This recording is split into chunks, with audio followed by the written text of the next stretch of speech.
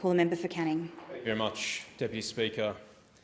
We all bring personal experience to this place, and I want to start back in April 2013 when a parliamentary delegation visited Tarin Kot in Afghanistan, and I was deployed at the time. And I remember interacting very briefly with the parliamentarians who were sent over there, including the former member for Longman, Wyatt Roy. And it struck me that whilst we had good interaction with those parliamentarians, we didn't actually get to brief them directly on the operations that were being conducted. And looking back on that time now, I think that was troubling, because the Parliament does have a responsibility to the Australian people to make sure that when our troops are at war, or when our sailors and airmen are serving us at the pointy end in harm's way, that we hold the government to account, and we make sure that whatever strategy or operation we're part of, we're doing the very best by our people, and we're also making sure that we can win whatever war we're undertaking. And so if we had a committee visiting back then, I hope they might have asked for our view on the strategy of the war, on how it was going, and perhaps we would have told them that we were failing and failing badly, that we were resorting to a strategy of body count, just like we did in Vietnam.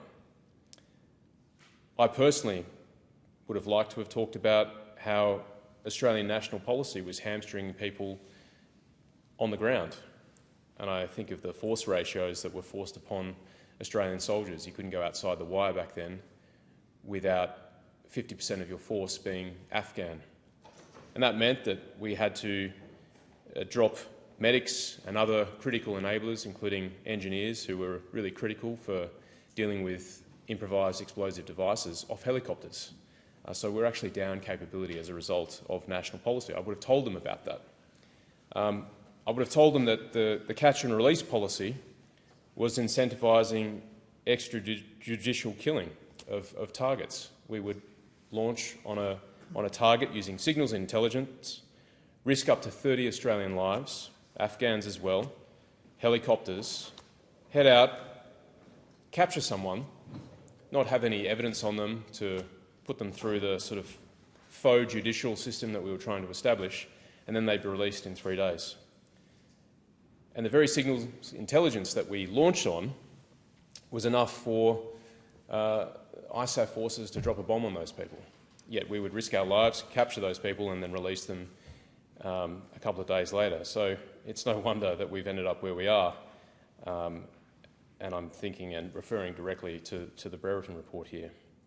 I would have said the judicial system was failing. I remember going on an operation with an Afghan prosecutor who was there to uphold human rights, and his direct advice was to me, you may as well kill the prisoners here because there's no room in the jails for them back in Tarin Kot. I would have told them about the trust with the Afghan partner force was incredibly low after multiple green on blues, which is where Afghan soldiers killed Australian diggers. I would have told them that we had very little trust in the local police force that we were partnered with, and we were only partnering with them because of national policy. We were partnering with a national force, the National Directorate of Security, but someone wiser than us in Kabul decided that because of human rights violations, we could no longer work with the National Directorate of Security, or NDS, and we had to partner with a local police force, who, by the way, had a penchant for beating and wanting to execute prisoners as well. So we had to make all that work on the ground. Added to that, we also had equipment issues. We might have avoided a significant civilian casualty had we had a laser-guided piece of equipment which would have helped us direct close air support onto a target. Instead, we're relying on 10-figure grid references. These are all the things, if we had a committee back then, that I hope I would have had the courage to relay directly to parliamentarians who would have been responsible for oversight of the war. So all that to say is that I'm very happy that this bill is back in the House. And up front, you might be asking, why do you support this bill now? You didn't support it last year, the last Parliament. Well, fundamentally, the politics internally for me have changed. I did not have the support of my leadership last term And this is a good bill. It's the same bill as last time, and I support it now. It's as simple as that. And I'm glad that it's been brought back, and I hope it passes, and I hope we establish this committee as quickly as possible. Back in 2020, in the wake of the Brereton inquiry, I said that a committee of this kind is a missing piece of institutional architecture, and I'm going to quote from the op-ed that I wrote back then, which was published in the Australian newspaper. I said, "There is no independent Joint Defence Committee where tough questions can be asked in a classified, protected space. Parliamentary scrutiny these days is surface level. It amounts to senior defence leadership presenting a few PowerPoint slides and giving parliamentarians a pat on the head. This is an area of urgent reform." That was my view then. It's still now, and that's why I'm glad that this bill is back in.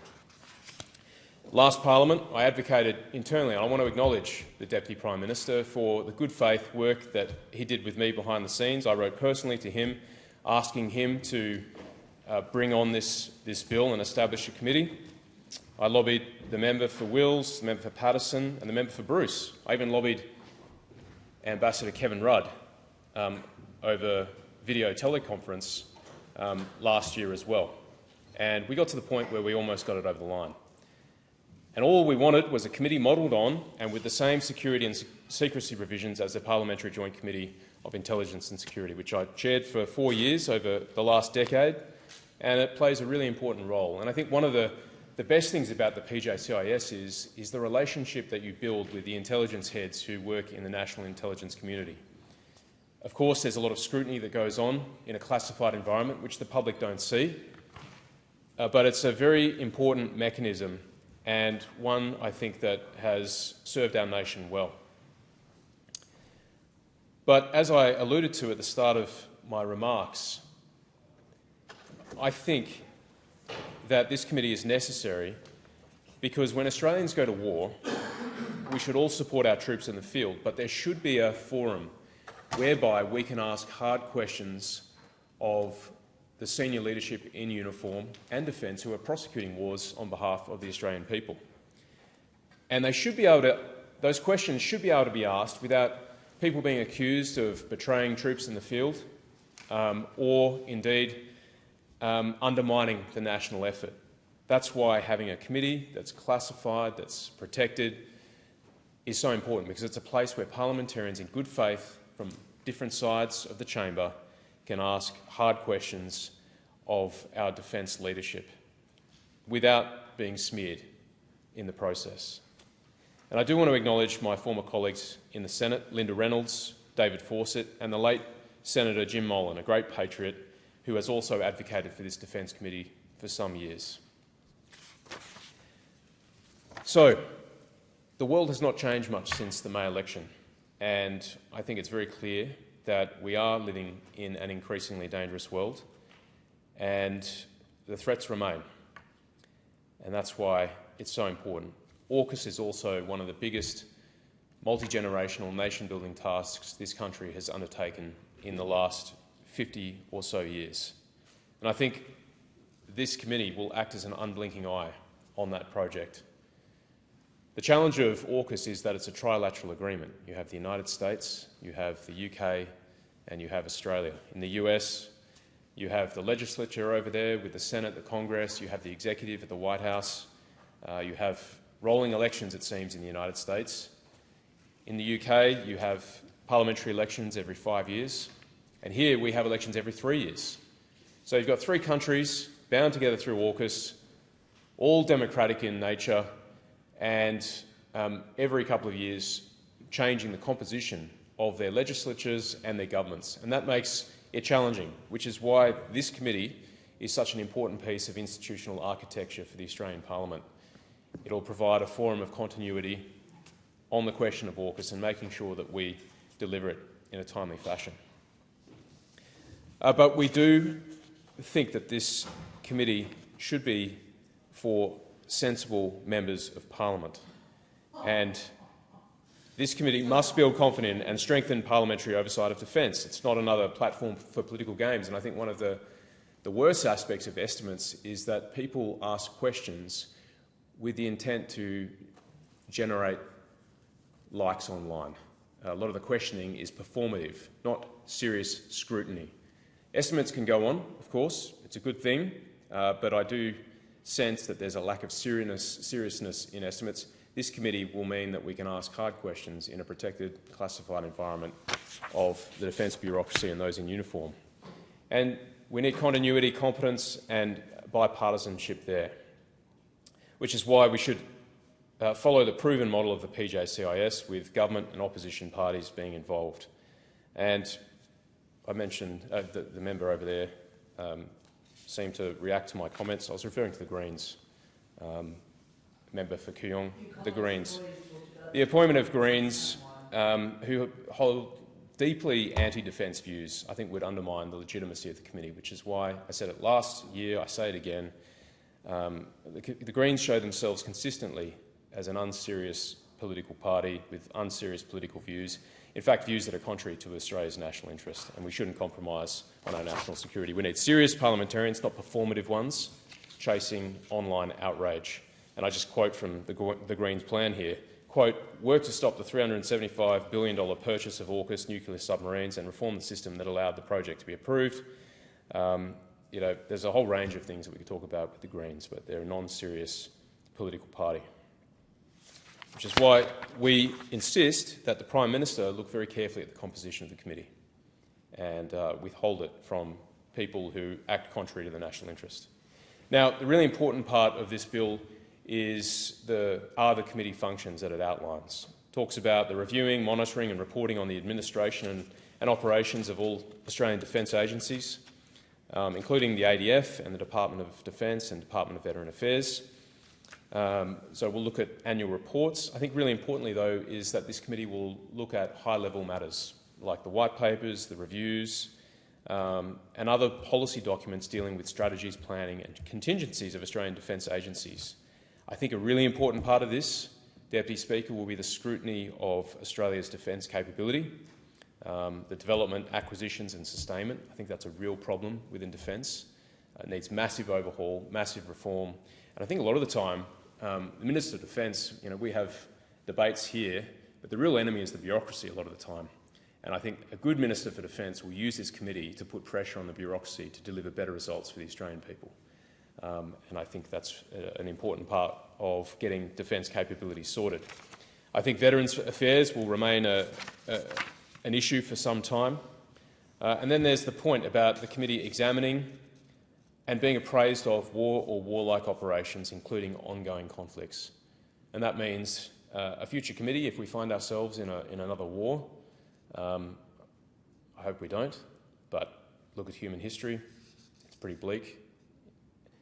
If we find ourselves in another war, that committee should be able to ask hard questions of strategy, operation and tactics, and perhaps we might avoid some of the challenges that we faced in the wake of the war in Afghanistan. It goes on to talk about the Inspector General of the Australian Defence Force.